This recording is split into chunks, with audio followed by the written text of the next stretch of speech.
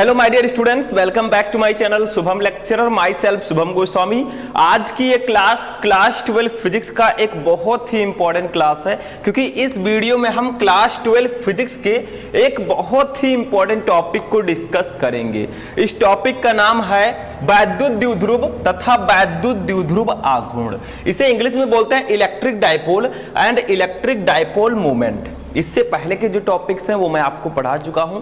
आज बहुत important topic है, क्योंकि ये टॉपिक आगे जब आप डेरिवेशन सॉल्व करेंगे या फिर आपको इस टॉपिक से रिलेटेड न्यूमेरिकल्स भी आपके बोर्ड एग्जाम में आते हैं, इसका जो फॉर्मूला है उसको भी याद रखिएगा। ठीक है, तो चलिए वीडियो को स्टार्ट करते हैं।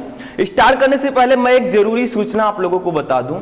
देखिए, हमारा जो एप्लीकेशन है वो प्ले स्टोर पर ऑलरेडी है, ठीक है, और उस पर हमारा बैच भी लॉन्च हो चुका है। यानी कि जितने भी स्टूडेंट 2024 में बोर्ड एग्जाम देने वाले हैं और 12th में हैं, वो भैया जाकर बैच ज्वाइन कर सकते हैं। ठीक है, उसमें पूरी सब्जेक्ट की तैयारी आपको, उसमें हैंड रिटन नोट मिलेंगे, वीडियोस मिलेंगे, ऐसे क्लासेस मिलेंगी, ठीक है, सब कुछ मिलेगा। इंपॉर्टेंट क्वेश्चन मिलेगा, इंपॉर्टेंट क्वेश्चन के नोट्स मिलेंगे, प्रैक्टिस सेट मिलेंगे और प्रीवियस ईयर क्वेश्चन पेपर मिलेंगे, उसके सॉल्यूशन मिलेंगे। यानी कि पूरी तैयारी आपको उसमें कराई जाएगी। आपको अब की बार हमें टॉपर बनाना है, 95% प्लस लेकर आपको आना है और वो मैं दिलवा कर रहूंगा। बस आपको जाकर बैच ज्वाइन कर लेना है। ठीक है, बैच की फीस कुछ ज्यादा नहीं है, सिर्फ और सिर्फ 999 है। 999 रुपए में आपको पूरे साल सभी सब्जेक्ट की पूरी तैयारी करवाई जाएगी। ये पूरे साल की फीस है। बहुत सारे स्टूडेंट कंफ्यूज हो जाते हैं, सर ये मंथली है या फिर पूरे साल। तो ये पूरे साल की फीस है। इसमें आपको physics, chemistry, Hindi, English, bio, math, जो कुछ भी आपका सबकी तैयारी कराई जाएगी। जो हमारे आर्ट वाले स्टूडेंट हैं उनके लिए हिंदी और इंग्लिश की व्यवस्था उसमें होगी। ठीक है, तो जाइए और ज्वाइन कर लीजिए जल्दी से, देर मत कीजिए, क्योंकि अब समय नहीं है। जितना समय आप वेस्ट करेंगे उतना ही हार्मफुल होगा आपके बोर्ड एग्जाम में, यानी कि परसेंटेज आपकी उतनी गिरती चली जाएगी। तो जाइए जल्दी से ज्वाइन कीजिए, क्योंकि सभी सब्जेक्ट की तैयारी उसमें आपको करवाई जाएगी, ऑल टू ऑल। ठीक है, तो चलिए देखते हैं, टॉपिक पर आते हैं अपने। अगर कोई भी प्रॉब्लम आपको होती है तो आप मेरा नंबर लिख सकते हैं, व्हाट्सएप नंबर 6390816076। ये मेरा व्हाट्सएप नंबर है, इस पर आप लोग कांटेक्ट कर सकते हैं। ठीक है, आप व्हाट्सएप पर मैसेज करेंगे, मैं पूरा डिटेल आपको बता दूंगा। तो देखिए टॉपिक क्या है हमारा, वैद्युत द्विध्रुव तथा वैद्युत द्विध्रुव आघूर्ण। इंग्लिश में बोले तो electric dipole and electric dipole movement. तो दोनों अलग अलग टॉपिक हैं। वैद्युत द्विध्रुव अलग है, वैद्युत द्विध्रुव आघूर्ण अलग है। ठीक है, तो पहले हम पढ़ेंगे वैद्युत द्विध्रुव क्या होता है, व्हाट इज इलेक्ट्रिक डाइपोल। तो देखिए सिंपल सा है, कुछ है नहीं। फिजिक्स को मैं इतने सरल भाषा में आपको समझाना चाहता हूं कि हर स्टूडेंट समझे, जो वीक है वो भी उसमें तेज हो जाए। देखिए यहां पर एक हेडिंग डालेंगे खूब सुंदर सा, वैद्युत द्विध्रुव, ये हेडिंग है। ठीक है, अब हम लिखेंगे वैद्युत द्विध्रुव वह निकाय है जिसमें दो बराबर परंतु विपरीत प्रकार के बिंदु आवेश एक दूसरे से अल्प दूरी पर स्थित होते हैं। यानी कि वैद्युत द्विध्रुव एक ऐसा निकाय होता है जिसमें दो बराबर परंतु विपरीत प्रकार के, विपरीत का मतलब दोनों अलग अलग होंगे। एक अगर धन आवेश है तो दूसरा ऋण आवेश होगा। आवेश तो दोनों हैं, दोनों बराबर हैं, लेकिन विपरीत प्रकार के हैं। यानी कि एक धन आवेश होगा तो एक ऋण आवेश होगा। समझ में आ रहा है? तो वैद्युत द्विध्रुव वह निकाय है जिसमें दो बराबर परंतु विपरीत प्रकार के बिंदु आवेश एक दूसरे से अल्प दूरी पर स्थित होते हैं। अब अल्प दूरी क्या होगा वो भी मैं आपको बताऊंगा। ठीक है, तो देखिए इसको कैसे बनाएंगे। देखिए ये एक आवेश है भैया, इनका नाम दे देते हैं, इनका नाम है प्लस क्यू, इनका नाम है प्लस या माइनस क्यू दे देते हैं, ये माइनस क्यू है। ठीक है, अब ये दोनों एक दूसरे से अल्प दूरी पर स्थित हैं। इनके बीच की दूरी कुछ होगी। देखिए एक और आवेश यहां पर है, ये देखिए यहां पर एक और आवेश उपस्थित है, इनका नाम है प्लस क्यू। इनका नाम क्या है? प्लस क्यू, यानी कि एक धन आवेश और एक ऋण आवेश। तो यही है आपका विद्युत द्विध्रुव। इनके बीच की दूरी क्या होगी? इनके बीच की दूरी होगी 2l। क्या होगी? 2l। या फिर इनके बीच की दूरी को हम d भी लिख सकते हैं, या d, कहीं कहीं d भी देखने को आपको मिलेगा, ये ध्यान रखिएगा। ठीक है, तो देखिए इसमें क्या है, वैद्युत द्विध्रुव यही है। वैद्युत द्विध्रुव वह निकाय है जिसमें दो बराबर, देखिए दोनों आवेश बराबर हैं परंतु विपरीत प्रकार के आवेश है, एक धनावेश एक ऋण आवेश, ये दोनों एक दूसरे से अल्प दूरी पर स्थित हैं। इसी को हम कहेंगे वैद्युत द्विध्रुव। यही आपका है इलेक्ट्रिक डाइपोल। कुछ है नहीं ना, बहुत सिंपल सा है। बहुत ही ज्यादा सिंपल है, ठीक है।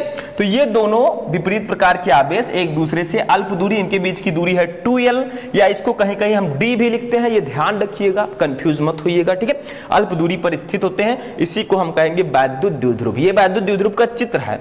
वैद्युत द्विध्रुव कुछ नहीं है, दो बराबर परंतु विपरीत प्रकार के आवेश एक दूसरे से अल्प दूरी पर स्थित होते हैं, वही निकाय विद्युत द्विध्रुव कहलाता है। इलेक्ट्रिक डायपोल, देखिए वैद्युत द्विध्रुव वह निकाय है जिसमें दो बराबर परंतु विपरीत प्रकार के बिंदु आवेश एक दूसरे से अल्प दूरी पर स्थित होते हैं। अब देखिए, अगर आपको इन सबका नोट्स चाहिए या फिर अगर आप नोट्स नहीं बना रहे हैं, बनाना तो बहुत जरूरी है, आप लिखिए, आपका प्रैक्टिस बनेगा।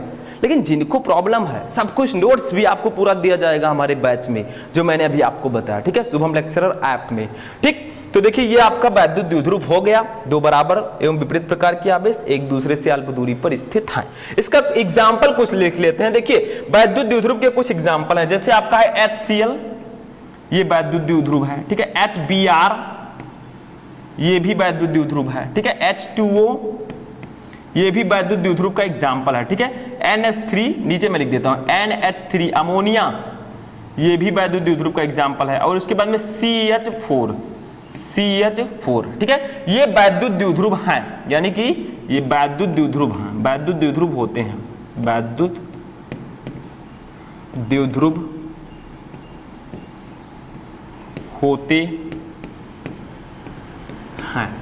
तो भैया वैद्युत द्विध्रुव क्या होता है, इसका एग्जाम्पल क्या है? HCl hydrochloric acid, HBr hydrogen bromide, H2O जल, NH3 अमोनिया, CH4 मेथेन वैद्युत द्विध्रुव के एग्जाम्पल्स हैं।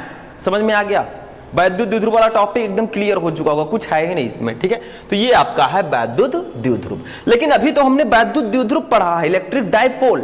अब हम पढ़ेंगे इलेक्ट्रिक डायपोल मोमेंट, वो भी कुछ नहीं है, उसमें भी कुछ नहीं है। उसमें क्या होता है, दोनों में से किसी एक आवेश तथा दोनों में से कोई एक आवेश ले लीजिए और इसके बीच की अल्प दूरी ले लीजिए, इन्हीं के गुणनफल को हम वैद्युत द्विध्रुव आघूर्ण कहते हैं। बस हो गया, कुछ नहीं है, सिंपल सा है, समझिए मेरे साथ बस। तो ये वैद्युत द्विध्रुव समझ में आ गया, इसको नोट कर सकते हैं आप लोग, ठीक। आगे बढ़ते हैं, नेक्स्ट देखिए, नेक्स्ट टॉपिक हमारा है वैद्युत द्विध्रुव आघूर्ण। इसे इंग्लिश में बोले तो इलेक्ट्रिक डायपोल मोमेंट। ये क्या होता है मैंने अभी बताया, वही वाला चित्र, वही वाला जो फिगर था वही आपको समझना है। देखिए ये भैया हमारे हैं दो आवेश हैं, एक ये है एक ये है, ठीक है। इनके बीच की दूरी होगी कुछ, इनके बीच की दूरी है, ये देखिए। अब आवेश का नाम तो लिख दें, एक है माइनस क्यू आवेश, क्या है ये? माइनस क्यू आवेश है, और ये प्लस क्यू आवेश है, क्या है ये? प्लस क्यू आवेश। समझ में आ रहा है? ध्यान दीजिएगा। अब इनके बीच की दूरी कितनी है? 2l है, कितनी है? 2l है, या इसी को हम d भी लिख सकते हैं, मैंने कई बार आपको बताया d, यही अभी मैंने आपको वैद्युत द्विध्रुव में बताया था। समझ में आ रहा है? देखिए क्या है वैद्युत द्विध्रुव आघूर्ण? किसी एक आवेश, इन दोनों में से कोई एक आवेश ले लीजिए, या लिख सकते हैं किसी एक आवेश का परिमाण। परिमाण का मतलब क्या होता है? परिमाण का मतलब होता है हम चिन्ह नहीं लेंगे, चिन्ह से हमें कोई मतलब ही नहीं परिमाण में, हम कोई एक आवेश इसमें से ले लेंगे, ठीक है। तो किसी एक आवेश तथा दोनों आवेशों के बीच की अल्प दूरी के गुणनफल को वैद्युत द्विध्रुव आघूर्ण कहते हैं। यानी कि दोनों में से किसी एक आवेश को ले लीजिए और इनके बीच की जो दूरी है उनका गुणा कर दीजिए, बस विद्युत द्विध्रुव आघूर्ण इसी को कहते हैं। हो गया, चलिए देखते हैं इसको प्रदर्शित किससे करते हैं। इसे P से प्रदर्शित करते हैं। देखिए यहाँ पर लिखा स्मॉल p, इसे स्मॉल p से प्रदर्शित करते हैं। अब इसका फॉर्मूला क्या होगा, इसको इसी के अकॉर्डिंग हम फॉर्मूला लिखेंगे। देखिए P इक्वल टू क्या होगा, P इक्वल टू क्या होगा? देखिए मैंने बताया आपको कि P इक्वल टू होगा, देखिए ये दो आवेश हैं, दोनों में से कोई एक लेना है, तो एक आवेश का परिमाण, एक आवेश का परिमाण, एक आवेश का परिमाण, ठीक है, और इनटू दोनों आवेशों के बीच की दूरी, दोनों आवेशों के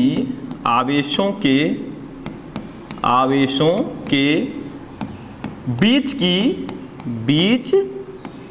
की दूरी, ठीक है। देखिए थोड़ा लॉन्ग हो गया है, टेंशन नहीं लेने का, क्योंकि ये चित्र है। तो वैद्युत द्विध्रुव आघूर्ण किसे कहते हैं? दोनों आवेशों में से कोई एक आवेश ले लीजिए, या आवेश का परिमाण लिख सकते हैं, क्योंकि हम आवेश तो दोनों में से एक ही लेंगे, एक प्लस एक माइनस है, लेकिन आवेश का परिमाण का मतलब है हम चिन्ह से हमें कोई मतलब नहीं है, हम Q लिखेंगे, ठीक है, और दोनों आवेशों के बीच की दूरी। तो P इक्वल टू हमारा फॉर्मूला क्या हो जाएगा, P इक्वल टू हमारा हो जाएगा Q इंटू, देखिए एक आवेश ले लेंगे दोनों में से, तो चिन्ह से हमें मतलब है नहीं, हम Q लिख देंगे, ठीक है, Q इंटू 2L। देखिए दोनों आवेशों के बीच की दूरी कितनी है, 2L है, तो इसको हम लिख देंगे 2L।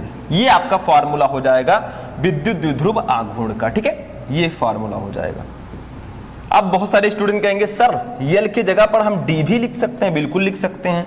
तो P इक्वल टू हमारा क्या फॉर्मूला बनकर आएगा, ये आ जाएगा Q into D, Q into D, मतलब दोनों तरह से हम लिख सकते हैं, कोई प्रॉब्लम नहीं है, चाहे आप D लिखिए चाहे 2L लिखिए, बात एक ही है, ठीक है।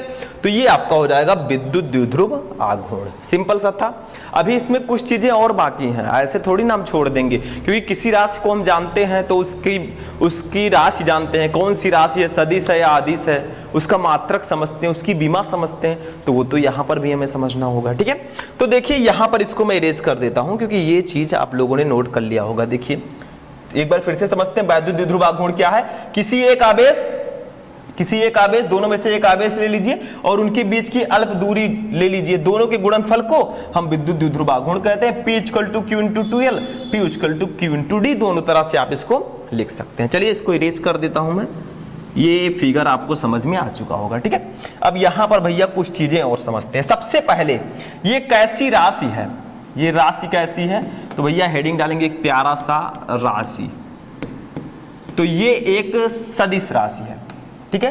ये कैसी राशि है, सदिश राशि, सदिश, और इसको जो दिशा होगी वो हमेशा ऋण आवेश से धन आवेश की ओर होगी। मतलब समझ गए कि फिगर फिर से बनाए, देखिए ये आपको वैसे मैं बना दे रहा हूं, ये है, इनके बीच की ये दूरी है, ये माइनस क्यों है, ये प्लस क्यों है, ठीक है, ये प्लस क्यों है, तो जो इनके बीच की दूरी 2L है, ठीक है, तो जो वैद्युत द्विध्रुव आघूर्ण की दिशा होगी वो हमेशा माइनस से प्लस की ओर, यानी कि धन से ऋण की ओर होगी। तो अगर यहाँ पर हम P वेक्टर, P की दिशा देखें विद्युत द्विध्रुव आघूर्ण की, तो कुछ इस प्रकार से होगी, माइनस Q से प्लस Q की ओर, ठीक है। तो ये चीज समझना आना था मुझे, तो यही होगी सदिश राशि, ठीक है, समझ में आ गया। इसकी जो दिशा होगी वो माइनस Q से प्लस Q की ओर होगी, ठीक, ये चीज समझ में आ चुका होगा।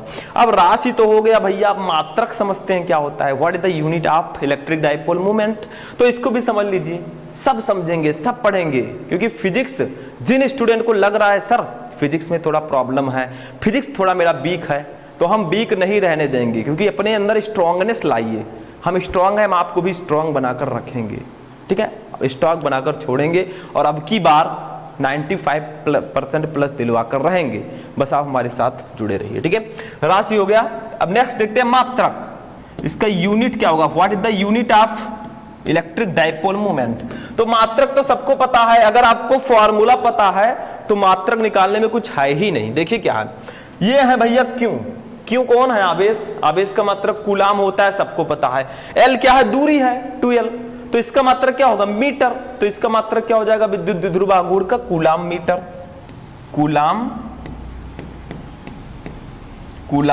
मीटर, ठीक है, कूलाम मीटर, ये इसका मात्रक हो गया। बीमा अगर निकालना है तो कैसे निकालेंगे, बताइए कैसे निकालोगे, चलिए वो भी निकाल लेते हैं।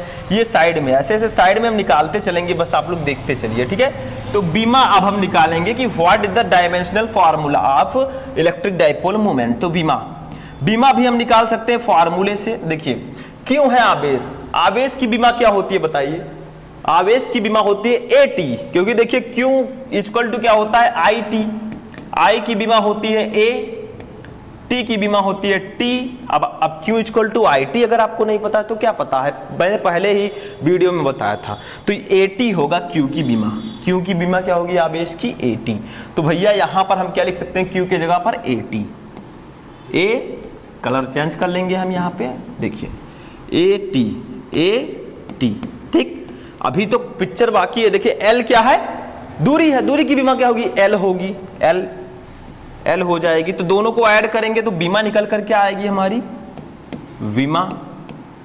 तो विमा निकल कर हमारा आएगा क्या, LTA, देखिए LTA, ठीक है। तो यहां पर लिख देंगे LTA, और यही हो जाएगी हमारा विद्युत द्विध्रुव आघूर्ण की बीमा।